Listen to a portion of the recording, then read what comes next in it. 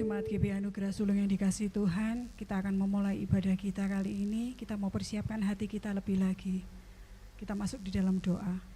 Kami mengucap syukur Tuhan buat kasih setiamu yang begitu luar biasa buat kami pribadi lepas pribadi.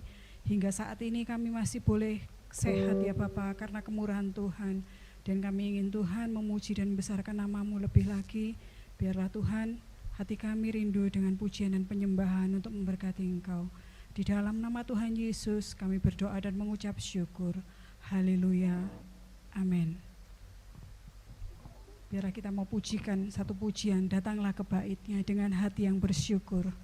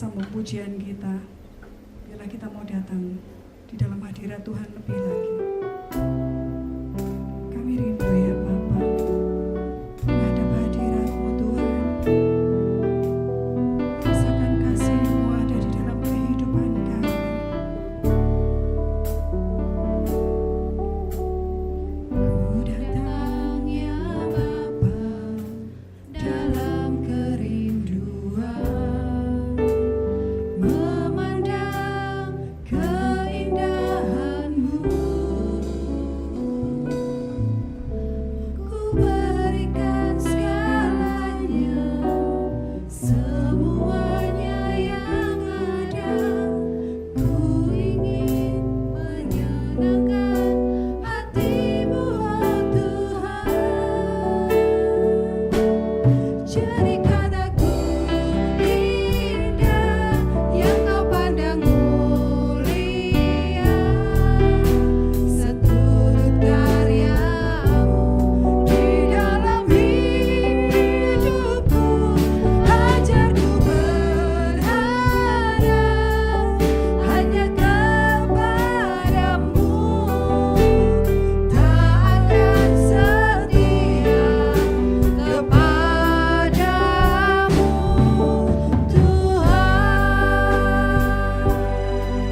sajikan pujian ini dengan lebih sungguh.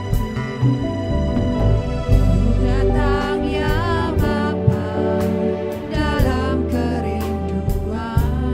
Kau melihat Tuhan setiap kerinduan hati jemaat-Mu ya Bapa. Kami rindu memandang keindahan-Mu Yesus. Ku berikan segalanya, semuanya yang ada. Ku ingin menyerahkan hatimu Tuhan. Berikan aku indah yang kepadamu mulia. Satu karyamu di dalam hidupku, hajatku berharap hanya kepadamu. Tak harap setia kepadamu.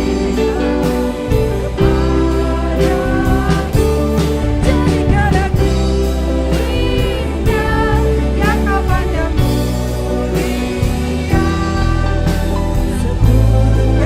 Seluruh karyamu di dalam hidupku, hajatku berharap hanya kepadamu. Tak harap setia kepadamu Tuhan.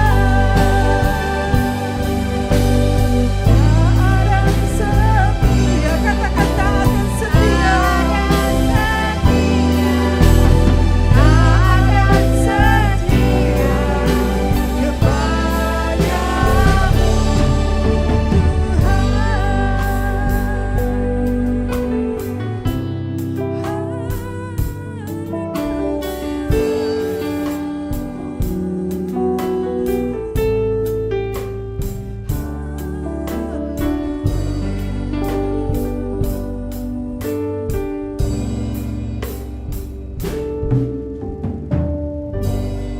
Ajar kami Tuhan untuk semakin taat dan setia di dalam kehidupan kami ya Bapa. Untuk kami Tuhan boleh menjadi pelaku-pelaku firman-Mu. Untuk kami Tuhan boleh menjadi pelayan-pelayan-Mu yang begitu menyukakan hati-Mu. Terima kasih ya Bapa. Sebentar kami akan buka hati kami untuk mendengarkan sabda firman-Mu. Biarlah Tuhan apa yang kami dengar, Tuhan boleh kami lakukan di dalam kehidupan kami. Dan firman-Mu boleh menjadi rema dalam hidup kami. Berkati Tuhan yang akan menyampaikan firman-Mu. Tuhan memberkati, Tuhan mengurapinya ya Bapa. Di dalam pelayanannya Tuhan membuatnya menjadi heran lagi. Di dalam nama Tuhan Yesus kami berdoa dan kami siap untuk mendengarkan firman Tuhan. Haleluya. Amin. Shalom saudaraku yang terkasih di dalam Kristus. Mari kita akan kembali baca firman Tuhan yang terdapat di dalam kitab Kejadian pasal yang pertama ayat 3 sampai dengan ayat yang kelima. Demikian bunyi firman Tuhan. Berfirmanlah Allah, jadilah terang. Lalu terang itu jadi. Allah melihat bahwa terang itu baik. Dipisahkannyalah terang itu dari gelap. Dan Allah menamai terang itu siang, dan gelap itu malam. Jadilah petang, jadilah pagi. Itulah hari yang pertama. Amin. Saudaraku, kalau kita baca firman Tuhan, kita baca berlalu begitu saja, kita tidak mendapatkan apa-apa.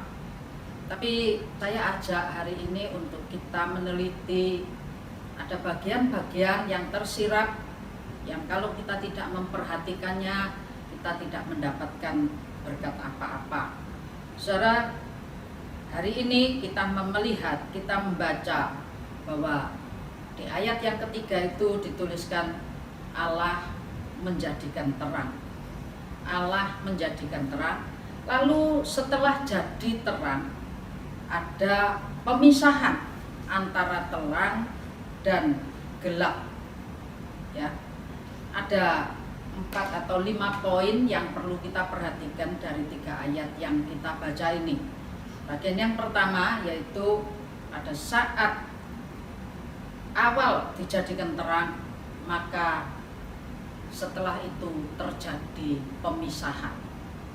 memisahkan gelap dan terang.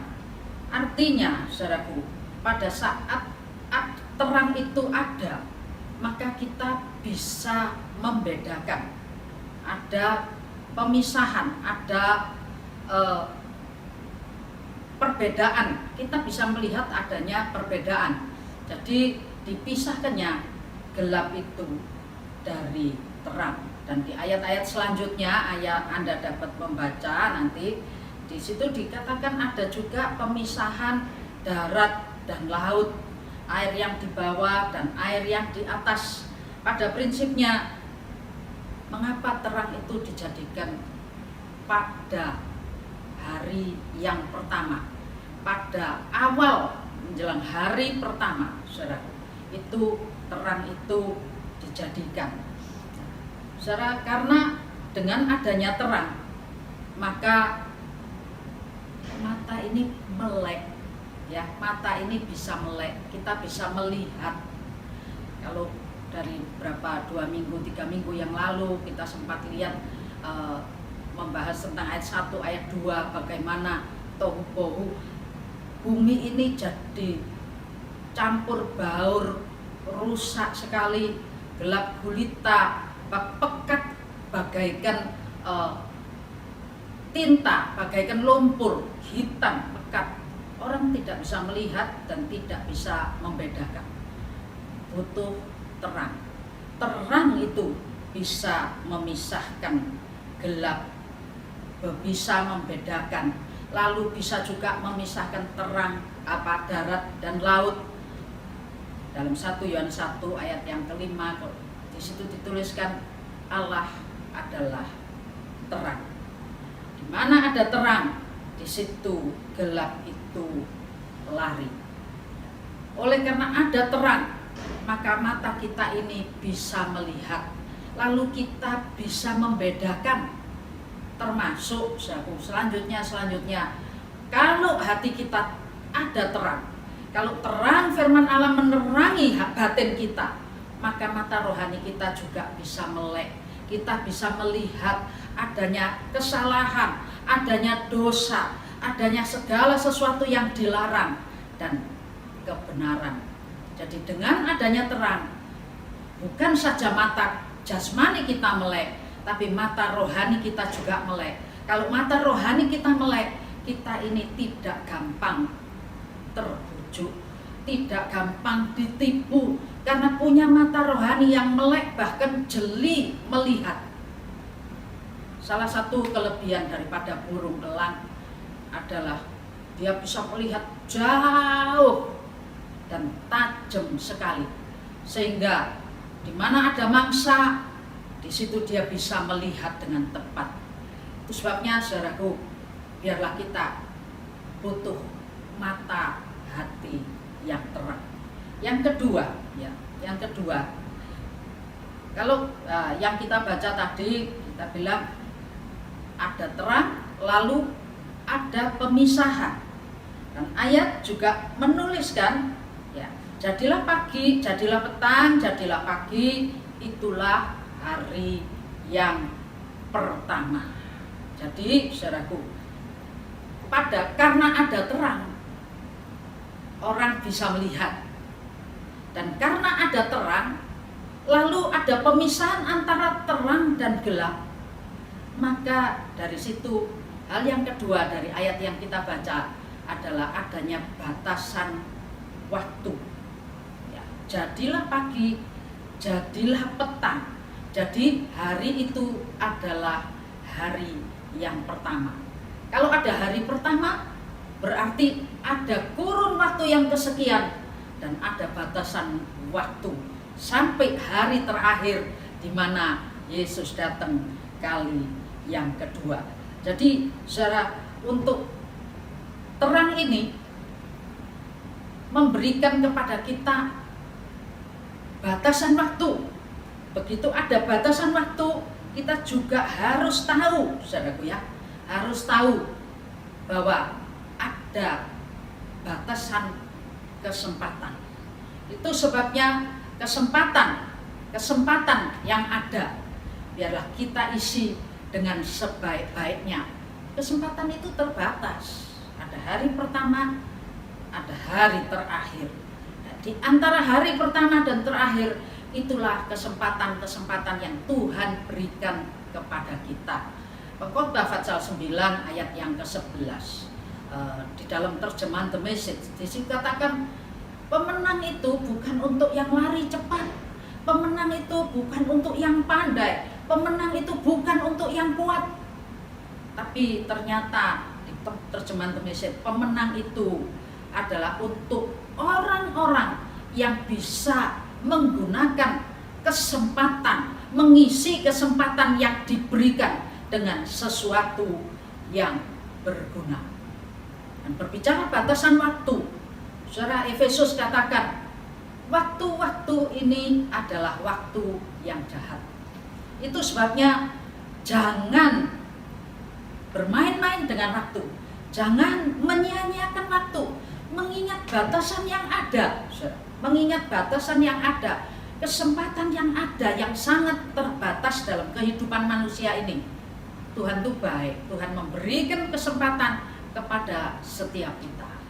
Namun adakah kita bijak di dalam meraih kesempatan? Akhir-akhir ini lagu yang begitu viral adalah apa? Hidup ini adalah kesempatan. Hidup ini adalah kesempatan. Hidup ini untuk melayani Tuhan. Betul, saudaraku ya. Semenjak hari pertama dijadikan, semenjak terang dijadikan, jadilah pagi, jadilah petang, jadilah pagi, hari pertama.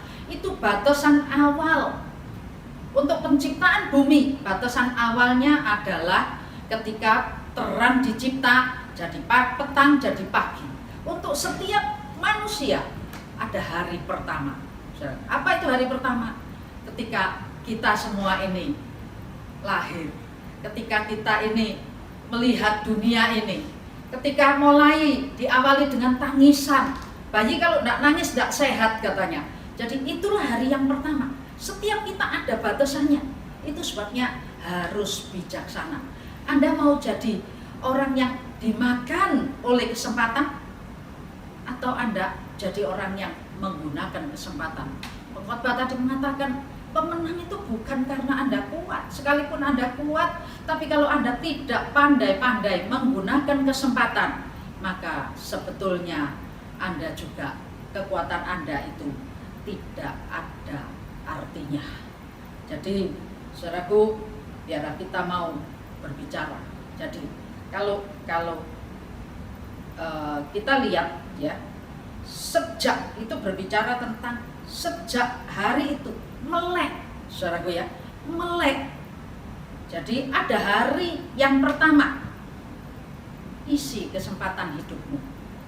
Coba dihitung sih, tidurnya aja sudah berapa jam?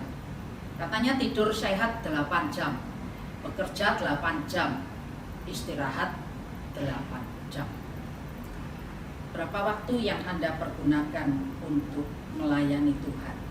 Berapa waktu yang Anda pergunakan untuk berbuat sesuatu yang berguna untuk pekerjaan Tuhan? Atau semua waktu itu Anda rampas untuk kepentingan Anda sendiri?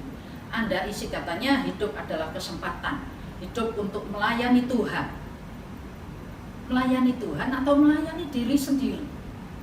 Saudara, makna daripada terang dijadikan yang pertama, supaya kita melek bahwa ada kesempatan, dan kesempatan itu sangat terbatas. Isi kesempatan-kesempatan itu dengan sesuatu yang berguna.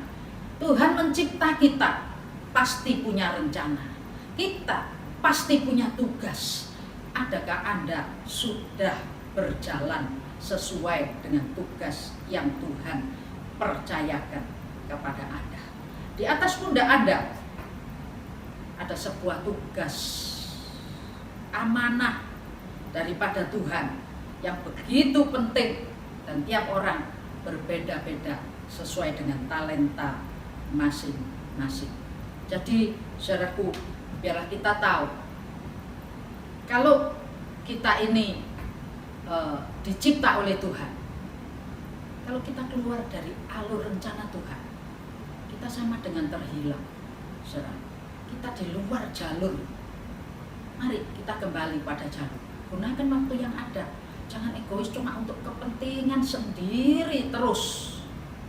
Tapi mari prioritaskan waktu. Anda mau ambil waktu berapa jam sih untuk melayani Tuhan, untuk berdoa, untuk saat teduh?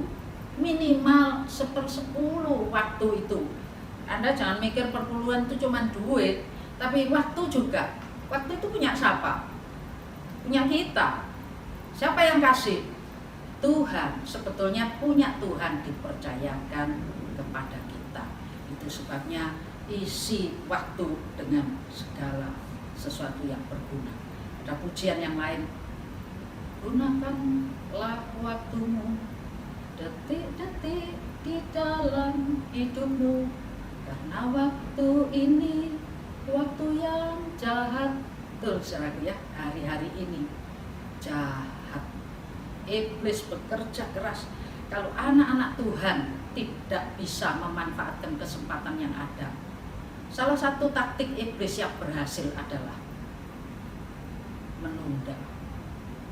Jadi jangan bilang, iblis tidak bilang jangan percaya Tuhan, jangan beribadah, bukan. Beribadah besok masih ada waktu, lusa terus ditunda.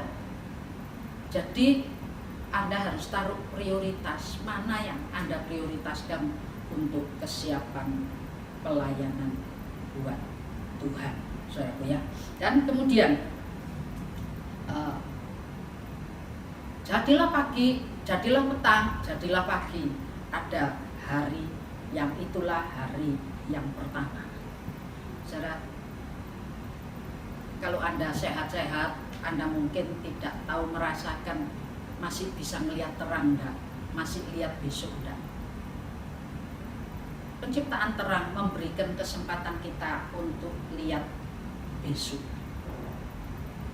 Saya ingat ada rekan sepelayanan kita yang berapa tahun lalu terkena sakit kanker dan kankernya sampai jalan ke tulang. Salah satu kalimat yang sering dia ucapkan adalah, aku tidak tahu apa besok aku ini masih bisa ngelihat terang, apa besok aku masih bisa buka mata dan melihat hari yang baru. Artinya secara penciptaan terang memberikan kepada kita itu hari esok. Ada hari esok ya, setelah ada batasan waktu, memang waktu sangat terbatas. Tapi ada hari esok. Hari esok ini dalam dua pengertian. Hari esok untuk selama kita hidup di dunia ini. Ya. Yeremia 17 ayat 29 katakan, rencana Tuhan bukan rencana kecelakaan, bukan rencana yang tidak baik, tapi rencana yang memberikan kepada setiap kita hari esok yang penuh pengharapan, hari yang cerah, hari yang terang, hari yang penuh pengharapan. Jadi hari esok, setiap kita merindukan hari esok. Siapa yang tidak merindukan hari esok? Saya yakin setiap kita merindukan hari esok. Anda punya jaminan, karena terang sudah hadir, terang sudah ada. Terang adalah jaminan untuk hari esok. Terang itu adalah harapan. Kegelapan sudah disingkirkan. Kita bisa melihat jauh ke depan. Coba kalau naik ke pegunungan, lalu kabut itu ada di depan. Tidak ada hari esok, tidak bisa lihat jauh ke depan. Seolah-olah hari esok itu tidak ada apa-apa. Tapi karena adanya terang, saudara, maka terang ini memberikan kita pandangan jauh ke depan. Nah, pandangan yang jauh ke depan ini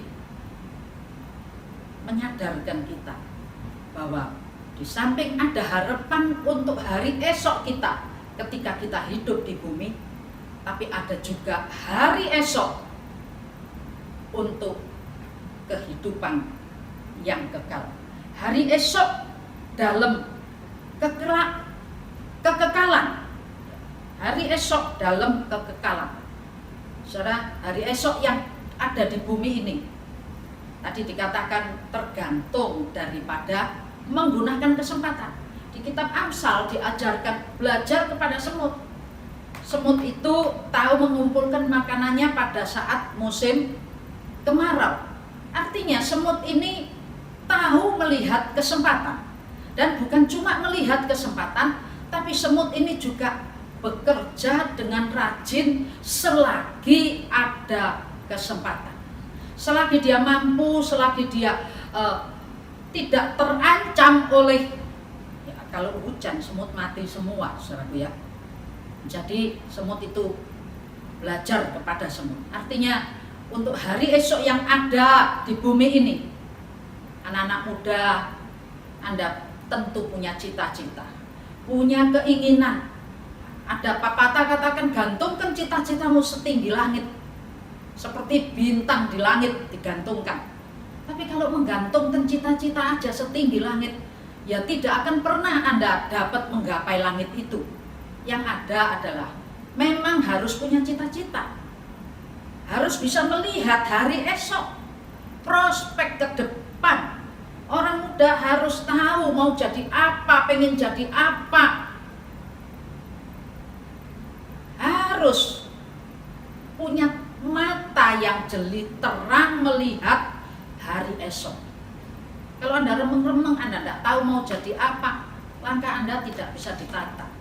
Orang yang menata langkah sejak dari dini, dialah yang akan lebih berhasil ketimbang orang yang kurang menata langkahnya. Tapi saudaraku, tentang hari esok dalam kekekalan, ini kitab Ayub, ya, kitab Ayub pasal yang ke-33 ayat yang ke-28. Di situ menuliskan, ia telah membebaskan nyawaku dari jalan ke liang kubur, dan hidupku akan melihat terang. Jadi dia itu membebaskan kita dari jalan ke liang kubur. Kita ini harusnya binasa, harusnya hidup dalam kekelaman. Tapi oleh karena terang itu ada, maka kita ini bisa punya hari esok, ya. Melalui apa? Melalui Yesus Kristus. Jadi kita tidak punya hari esok, ya. Yesaya pasal 9, ya, ayat yang kedua, dituliskan, bangsa yang berjalan dalam kegelapan telah melihat terang yang besar. Mereka yang diam di kediaman, di kekelaman, atasnya terang telah bersinar. Ya, melalui apa ini? Aku adalah Allah, adalah terang. Jadi melalui Allah, melalui terang, maka kita ini punya hari esok, bukan saja di hari yang di bumi ini, tapi untuk kekekalan. Matius pasal 4 ayat 16. Bangsa yang diam dalam kegelapan telah melihat terang yang besar. Dan bagi mereka yang diam di negeri yang dinaungi maut, telah terbit terang. Dan inilah terang, 1 Yohanes 1 ayat 5 tadi. Dan inilah berita yang telah kami dengar dari Dia, dan yang kami sampaikan kepadamu.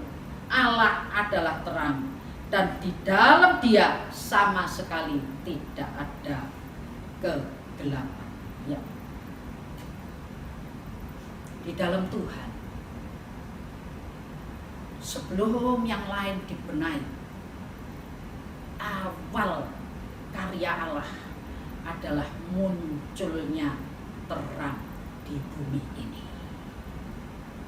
Saudaraku, terang itu menerangi bumi, jadilah siang.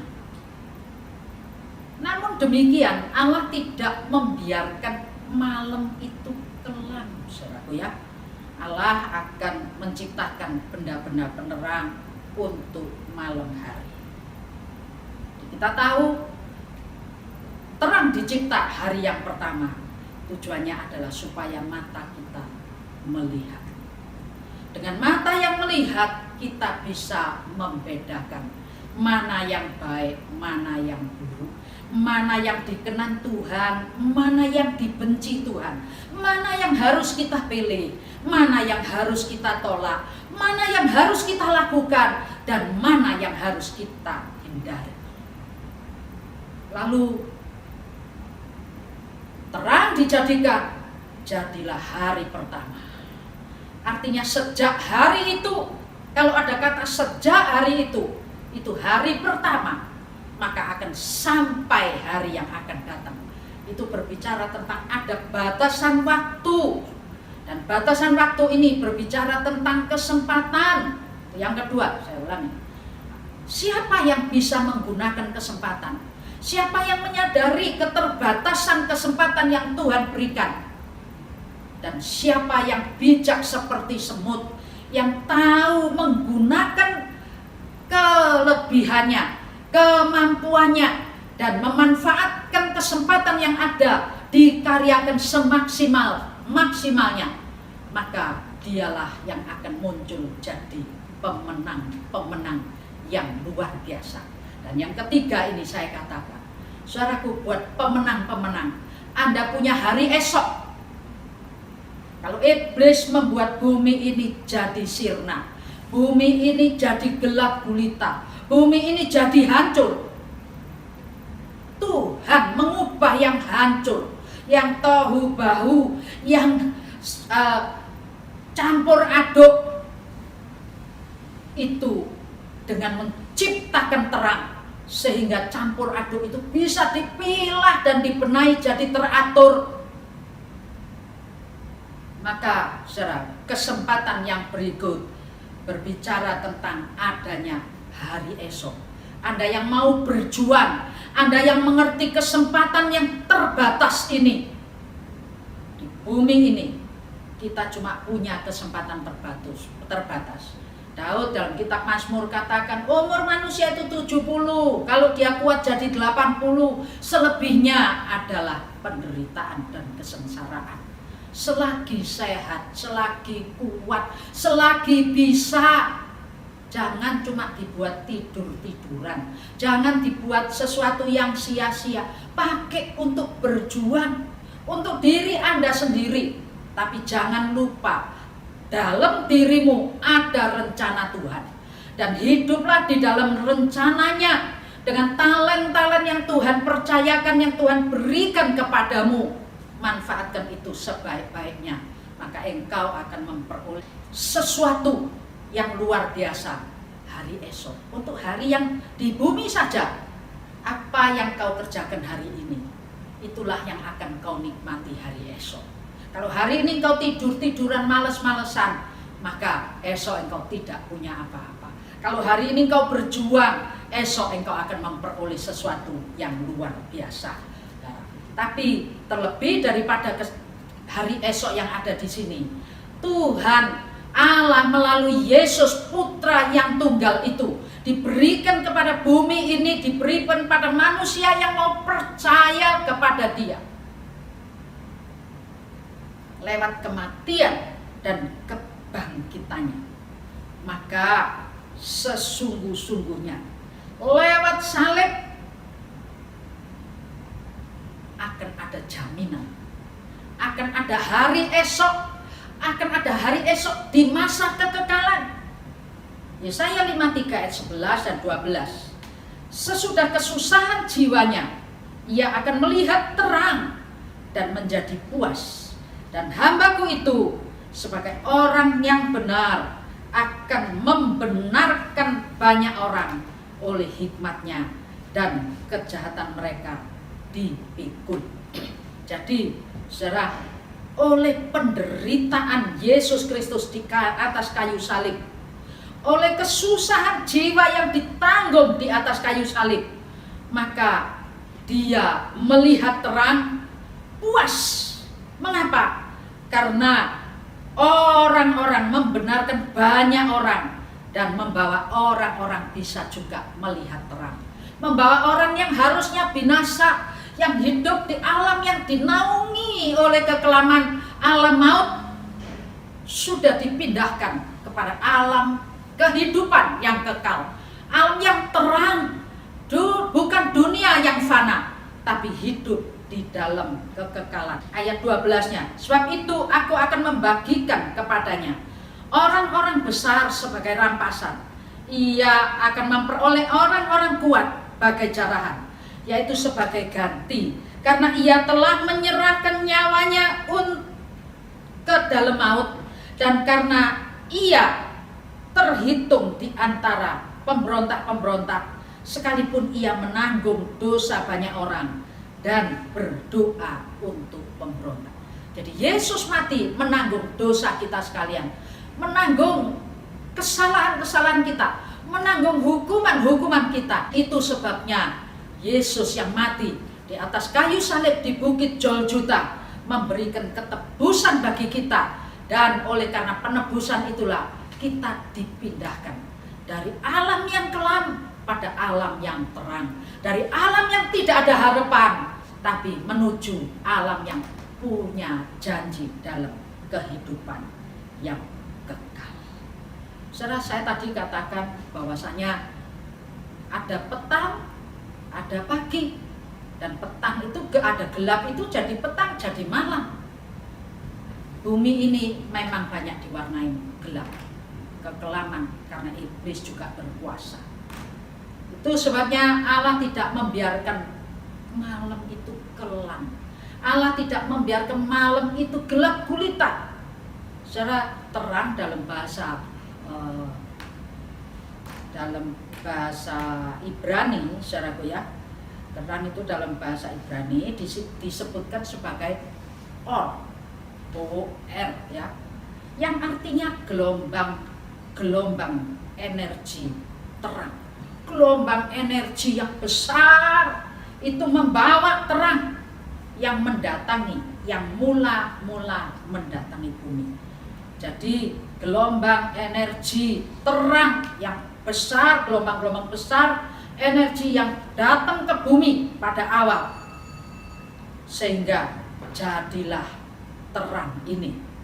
Kemudian saudaraku, itu Allah tidak membiarkan gelap itu, malam itu gelap ya. Kita mungkin masuk dalam urutan penciptaan.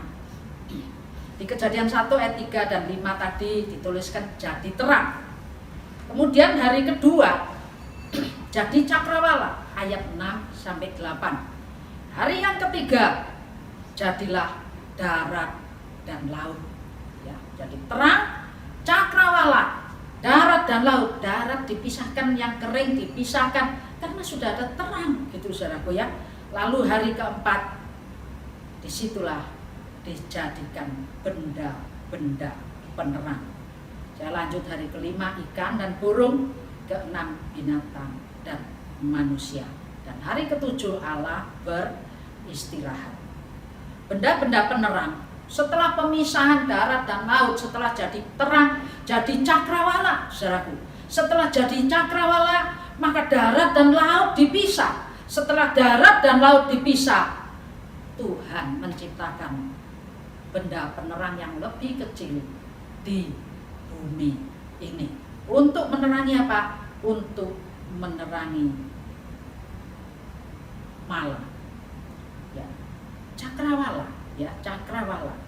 Itu kalau tadi terang disebut or, cakrawala ini maor. Ya, maor, cakrawala. Ternyata fungsi cakrawala ini, saudaraku ya, fungsi ini ada di Kejadian 1 ayat 14 sampai 19. Fungsi daripada cakrawala ini adalah untuk apa? Untuk menyerap terang matahari, untuk memantulkan kembali cahayanya ya, sebagai pembangkit, pemantul daripada cahaya secara tetap dari gelombang-gelombang cahaya tadi. Jadi gelombang-gelombang cahaya yang menjadikan terang tadi diserap, ya, kemudian dipantulkan kembali oleh cakrawala ini. Dan karena pemantulan inilah maka terciptalah apa? Benda-benda penerang yang lebih kecil, ya, benda-benda penerang yang lebih kecil. Jadi matahari, bulan, bintang tadi ayat benda-benda penerang yang dicipta hari yang keempat itu setelah cakrawala, dan benda-benda penerang itu menyerap terangnya dari cakrawala yang menyerap terang daripada matahari itu, saudaraku, lalu memantulkan sinarnya di waktu gelap, waktu malam. Saudara, satu pesan lagi yang ingin saya sampaikan kepada Anda. Saudaraku, bintang dan benda-benda penerang itu dicipta untuk bisa menerangi bumi yang gelap ini. Jadi, dari mana dia bisa menerangi bumi yang gelap? Ini adalah sebuah konsep yang harus kita pelajari. Bumi gelap, tapi saudara, ini benda-benda penerangan, bintang-bintang ini bisa menyerap terang sinarnya matahari yang dipantulkan lewat cakrawala itu. Lalu ketika bumi ini gelap, dia memancarkan sinarnya. Anak-anak Tuhan punya tugas yang sama. Bukan cuma bintang-bintang penerang, tapi anak-anak Tuhan juga punya tugas, yaitu menyerap, mengambil sinar daripada terang kuasa firman Allah. Terang daripada Allah itu diserap, diterima, dipelajari. Lalu tugas yang diberikan, amanat yang diberikan, tugas penting, jadikan semua bangsa muridku. Kamulah terang dunia, kamulah terang bumi, terang ini. Kota yang di atas bukit itu kelihatan terangnya. Kamulah terang dunia. Jadi, saudaraku, kita ini harus menyampaikan berita terang, berita-berita keselamatan, berita tentang hari esok, baik sekarang maupun kekekalan. Kita ini punya hari esok karena ada hidup kekal, bukan cuma binasa, habis, tapi ada hari kekal. Itu harus kita sampaikan. Salah Tuhan memberikan ketika Tuhan hendak naik kembali ke surga, tugas yang Tuhan amanatkan kepada murid-murid adalah jadikan semua bangsa muridku. Anda menjadikan berapa murid Tuhan? Sudah berapa orang Anda muridkan jadi murid Tuhan? Sudah bersaksi? Sudah memancarkan sinarmu? Matius 5 ayat yang ke-16, saudaraku. Sudah berapa yang Anda bisa sinarkan? Sudah ada berapa? Jadi Anda dan saya punya tugas. Selagi kita hidup, selagi kita sehat, selagi punya kesempatan yang Tuhan berikan kepada kita, kita ini diberikan kesempatan, diberikan kemampuan oleh Tuhan. Lakukan, kerjakan, ya, kerjakan segala sesuatu yang memuliakan nama Tuhan. Jangan mau kalah sama langit, jangan mau kalah sama cakrawala. Cakrawala itu bukan cuma menyerap sinar dan menjelaskan, membagikan, meneruskan ke bintang dan benda-benda penerang di langit. Tapi cakrawala itu di Mazmur pasal 119, Mazmur 19 di situ dituliskan, tiap hari sebetulnya cakrawala itu walau tanpa berbunyi, tanpa suara, tanpa kata, tapi sebenarnya dia sedang menyampaikan beritanya bahwa Allah pencipta itu sungguh luar biasa besarnya. Begitu kita melihat cakrawala, sebetulnya kita diingatkan betapa besar kuasa Sang Pencipta kita. Itu sebabnya ada nyanyian katakan, ya Tuhanku, bila kulihat serta ya. Ketika kita melihat cakrawala ini, ketika kita melihat bulan bintang, kita disadarkan ada pencipta yang menciptakannya dengan sangat luar biasa, saudaraku ya.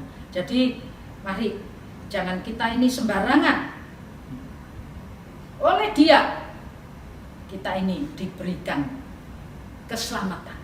Keselamatan itu jangan kita terima sendiri, tapi kita terima, kita bagikan kepada orang lain.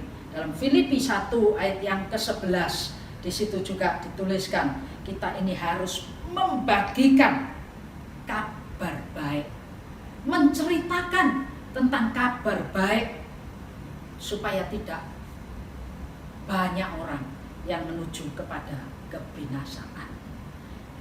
Dan pesan satu lagi ada yang penting, saudaraku,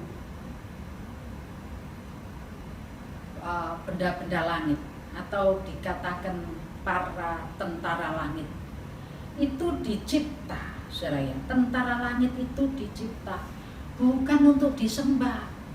Kalau kita melihat matahari, lihat bulan, lihat bintang, lihat semesta ini, ada banyak orang salah kaprah. Matahari disembah, bulan disembah, dewa bulan, dewa matahari, ada bintang, macam-macam dewa bintang, saudara.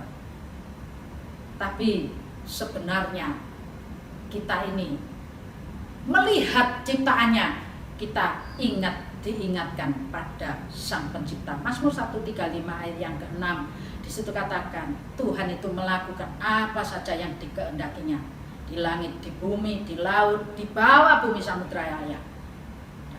Mazmur 33 ayat yang ke-6, oleh firman-Nya langit telah dijadikan, dan oleh nafasnya, mulutnya itu segala tentara langit. Saudaraku, oleh nafasnya, oleh hembusan nafas Allah, segala tentara langit dicipta. Dan tentara langit dicipta sekali lagi adalah untuk menyampaikan kepada bumi ini kekuatan, kebesaran, kuasa Sang Penciptanya, bukan untuk disembah. Nehemia pasal 9 ayat yang ke-6. Hanya Engkau adalah Tuhan. Engkau telah menjadikan langit, ya langit, segala langit dengan segala bala tentaranya, dan bumi dengan segala yang ada di atasnya, dan laut dengan segala yang ada di dalamnya. Engkau memberi hidup kepada semuanya, dan para tentara langit sujud menyembah kepadamu. Ingat saudaraku ya, ketika kita mengangkat kepala kita, mengangkat mata kita melihat cakrawala, melihat semesta, melihat ada tentara langit, kita memang kagum. Tapi kekaguman kita tidak membawa kita pada menyembah kepada tentara langit, dewa bulan, dewa bintang, dewa apa saja, bukan. Tapi di sini dikatakan tentara langit semuanya itu sujud menyembah kepada Tuhan. Dan ayat yang lain menuliskan ketika Tuhan memanggil tentara langit ini, tidak ada satupun yang tidak datang. Itu sebabnya kalau Anda melihat ada guntur alam, Anda melihat ada guru, saudaraku, semua itu adalah karena Tuhan yang memberikan perintah. Tentara langit sujud menyembah kepada Tuhan. Kalau tentara langit saja sujud menyembah kepada Tuhan, bagaimana dengan kita, saudaraku? Ulangan 4 ayat yang ke-19.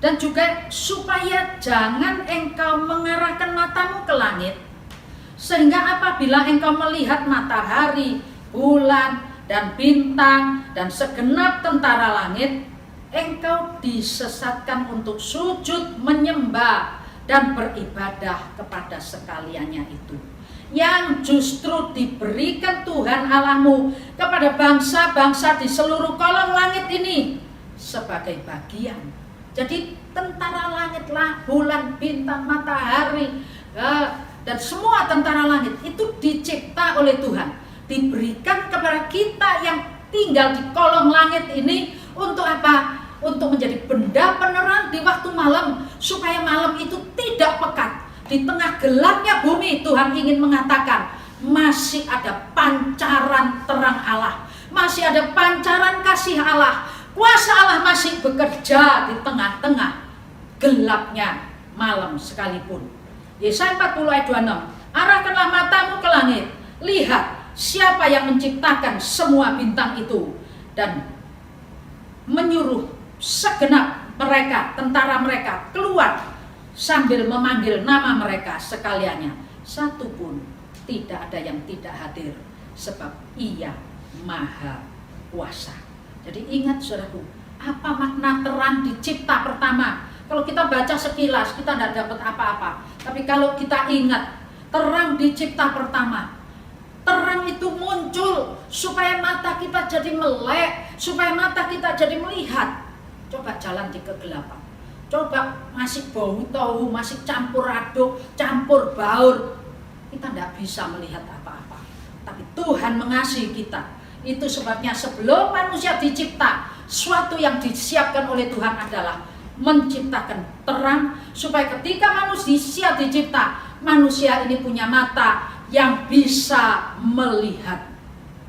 Jangan sampai ayat yang menuliskan punya mata tapi tidak bisa melihat, punya telinga mendengar tapi tidak bisa menyimak, punya mata melihat tapi tidak bisa memperhatikan. Saudaraku, Tuhan mau terang dicipta supaya mata kita juga beroleh terang, bisa melihat, bisa memperhatikan, untuk tahu ada hari esok, baik hidup yang sekarang maupun hidup yang akan datang. Supaya ada hari, tahu ada batasan kesempatan. Itu sebabnya karena ada batasan kesempatan, supaya kita sadar kita bisa mengisi kesempatan dengan sesuatu yang berguna sesuai dengan rencana penciptaan oleh Allah kepada setiap kita. Tuhan punya rencana yang indah bagi setiap kita. Jalan di dalam rencana indah, jangan menyingkir daripadanya, karena ketika engkau keluar dari jalur rencana Allah, sebetulnya keindahan itu sedang menjauh daripadamu. Dan bukan hanya mengisi kesempatan, selagi engkau sehat, engkau apa saja isi, belajar sama semut untuk mengisi kesempatan. Dan setelah itu, hal yang berikut, ada hari esok yang luar biasa. Tuhan memberikan kepada kita hari esok yang terang benderang, yang gilang gemilang. Dan lewat kuasa kematian Yesus Kristus, itu sudah merupakan fakta. Allah sudah membayar harganya. Kegelapan kita sudah disingkirkan semuanya. Kita yang ada di gelap dipindahkan dari gelap ke terang. Kita yang ada di alam maut dipindahkan dari maut kepada hidup. Kita punya hari esok, bukan cuma di bumi. Saya ingat Lee Kuan Yew, seorang yang cukup berhasil memimpin Singapura dari negara kecil, tidak punya apa-apa, sampai jadi negara yang maju. Tapi saudaraku, sayang sekali, dia punya kepercayaan hidup itu ya cuma seperti sekarang ini. Setelah selesai ya selesai. Jadi seperti binatang gitu saudaraku ya. Kalau hidup selesai dikubur, habis, tidak ada apa-apanya. Ingat, di dalam Tuhan, hidup di bumi ini masih ada hidup yang akan datang. Orang yang percaya dan hidup di dalam jalur rencana Tuhan, dia akan beroleh masa depan yang gilang gemilang. Di hari esok ada hidup yang kekal. Sementara orang yang menolak, orang itu akan masuk kepada kekelaman yang kekal. Dan yang terakhir tadi berbicara, kalau engkau sudah menerima terang Tuhan, kalau engkau sudah dipindahkan dari maut kepada hidup, kalau engkau sudah beroleh terang untuk hari esok, baik masa kini maupun masa yang akan datang, biar engkau tidak menikmatinya sendiri. Jadilah seperti bintang di langit, supaya engkau bisa, apa yang engkau serap, terang yang engkau terima itu, jangan jadi laut mati, tapi tampilkan, bagikan. Terus kita ditentukan oleh Tuhan untuk menjadi saksi-saksi di bumi ini. Banyak orang belum kenal Tuhan, berapa suku terasing, berapa orang yang, saudaraku, kalau hari-hari ini lewat medsos, gereja tidak ada, lewat medsos, jangkauannya lebih luas, sampai daerah yang terasing.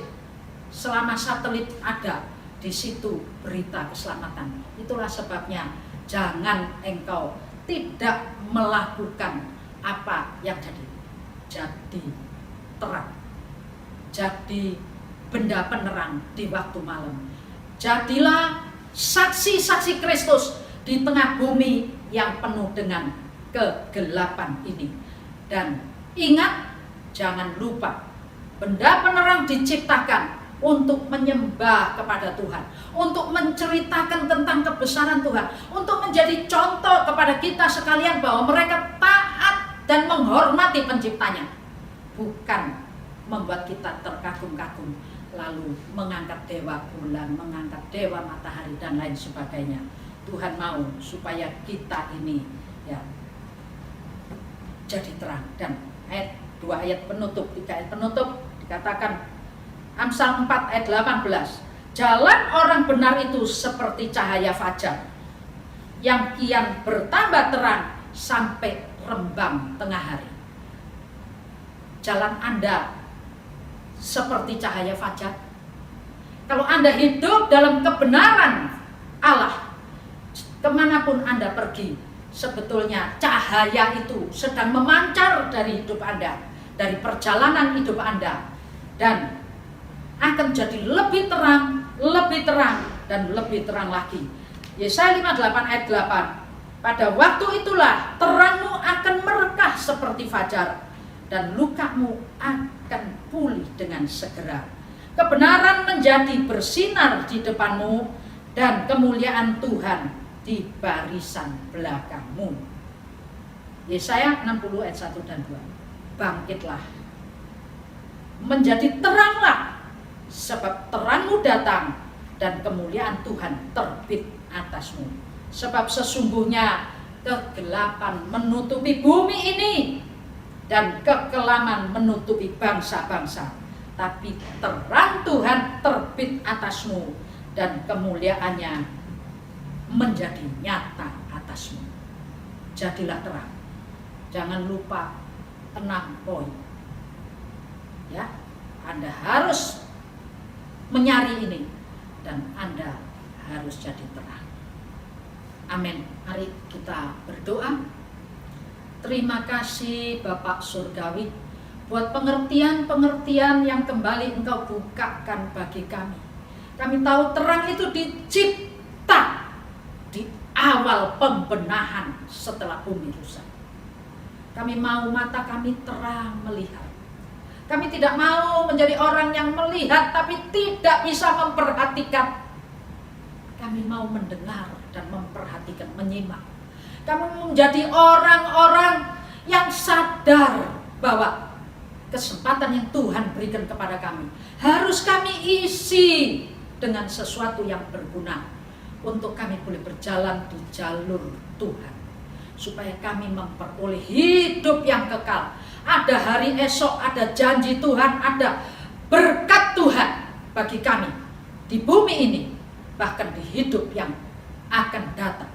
Dan Tuhan, kami mau menebarkan, kami mau memberitakan berita tentang kebenaran-Mu, tentang keselamatan untuk bumi yang sudah diwarnai dengan kegelapan ini, supaya terang-Mu bersinar lewat hidup kami. Kami akan menjadi terang, semakin benderang seperti rembang tengah hari. Kemanapun kami pergi, kami akan menjadi berkat buat orang lain. Pakai seluruh umat-Mu Tuhan, yang sudah mengerti firman-Mu, membaca firman-Mu, mendengar dan menyimak, lalu menjadi pelaku firman. Kami jadi berkat, kami diberkati dan menjadi berkat.